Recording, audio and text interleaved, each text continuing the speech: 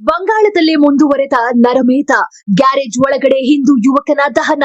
ಬಾಂಗ್ಲಾದೇಶದಲ್ಲಿ ಅಲ್ಪಸಂಖ್ಯಾತ ಹಿಂದೂ ಸಮುದಾಯದ ಮೇಲೆ ನಡೆಯುತ್ತಿರುವ ಹಿಂಸಾಚಾರದ ಘಟನೆಗಳು ಮತ್ತೆ ಆತಂಕ ಮೂಡಿಸುತ್ತಿವೆ.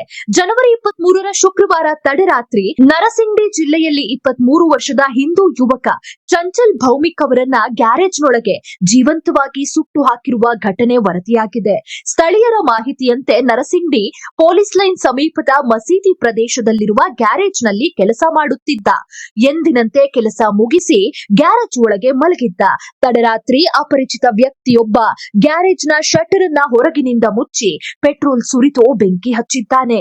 ಈ ಕೃತ್ಯ ಪೂರ್ವ ನಿಯೋಜಿತವಾಗಿ ನಡೆದಿದೆ ಎಂದು ಮೃತನ ಕುಟುಂಬಸ್ಥರು ಆರೋಪಿಸಿದ್ದಾರೆ. ಗ್ಯಾರೇಜ್ ಒಳಗೆ ಸಿಲುಕಿದ್ದ ಭೌಮಿಕ್ ಬೆಂಕಿಯಲ್ಲಿ ಸುಟ್ಟು ಕರಕಲಾಗಿದ್ದು, ಘಟನೆ ನಡೆಸಿದ ಆರೋಪಿಗಳು ಸ್ಥಳದಿಂದ ಪರಾರಿಯಾಗಿದ್ದಾರೆ ಎಂದು ಪ್ರತ್ಯಕ್ಷದರ್ಶಿಗಳು ತಿಳಿಸಿದ್ದಾರೆ.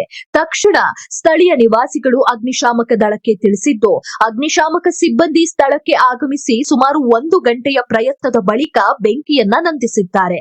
ಬಳಿಕ ಭೌಮಿಕ್ ಅವರ ಸುಟ್ಟ ದೇಹವನ್ನ ಗ್ಯಾರೇಜ್ ಒಳಗಿನಿಂದ ಹೊರತೆಗೆದುಕೊಳ್ಳಲಾಗಿದೆ. ಚಂಚಲ್ ಭೌಮಿಕ್ ಯಾರು ಅಂತ ನೋಡಿದ್ರೆ, ಚಂಚಲ್ ಭೌಮಿಕ್ ಅವರು ಕೊಮಿಲ್ಲಾ ಜಿಲ್ಲೆಯ ಲಕ್ಷ್ಮೀಪುರ ಗ್ರಾಮದ ನಿವಾಸಿಗಳು. ಅವರು ದಿವಂಗತ ಖೋಕನ್ ಚಂದ್ರ ಭೌಮಿಕ್ ಮತ್ತು ಪ್ರಮಿತಾ ರಾಣಿ ಭೌಮಿಕ್ ಅವರ ಪುತ್ರ. ತಂದೆಯ ನಿಧನದ ನಂತರ ಕುಟುಂಬದ ಏಕೈಕ ಆಧಾರವಾಗಿದ್ದ ಚಂಚಲ್ ಅನಾರೋಗ್ಯದಿಂದ ಬಳಲುತ್ತಿದ್ದ ತಾಯಿ, ಅಂಗವಿಕಲ ಅಣ್ಣ ಹಾಗೂ ಕಿರಿಯ ಸಹೋದರರ ಜವಾಬ್ದಾರಿಯನ್ನ ಹೊತ್ತುಕೊಂಡಿದ್ರು. ಕಳೆದ 6 ವರ್ಷಗಳಿಂದ ಅವರು ರುಬೆಲ್ಮಿಯಾ ಅವರ ಗ್ಯಾರೇಜ್ನಲ್ಲಿ ಕೆಲಸ ಮಾಡಿ ಕುಟುಂಬವನ್ನ ಪೋಷಿಸುತ್ತಿದ್ರು. ಕೊಲೆಯ ಉದ್ದೇಶ ಇನ್ನೂ ಸ್ಪಷ್ಟವಿಲ್ಲ.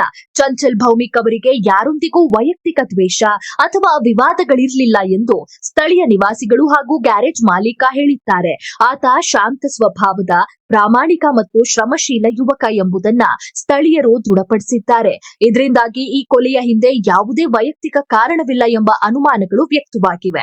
ಇತ್ತೀಚಿನ ದಿನಗಳಲ್ಲಿ ಬಾಂಗ್ಲಾದೇಶದ ವಿವಿಧ ಭಾಗಗಳಲ್ಲಿ ಹಿಂದೂ ಸಮುದಾಯವನ್ನ ಗುರಿಯಾಗಿಸಿಕೊಂಡು ನಡೆದಿರುವ ಹಿಂಸಾಚಾರದ ಘಟನೆಗಳನ್ನ ಗಮನದಲ್ಲಿಟ್ಟುಕೊಂಡು ಧಾರ್ಮಿಕ ದ್ವೇಷವೇ ಈ ಕೃತ್ಯದ ಹಿಂದೆ ಇರಬಹುದೆಂಬ ಶಂಕೆಯನ್ನ ಕೆಲ ಸ್ಥಳೀಯರು ವ್ಯಕ್ತಪಡಿಸಿದ್ದಾರೆ.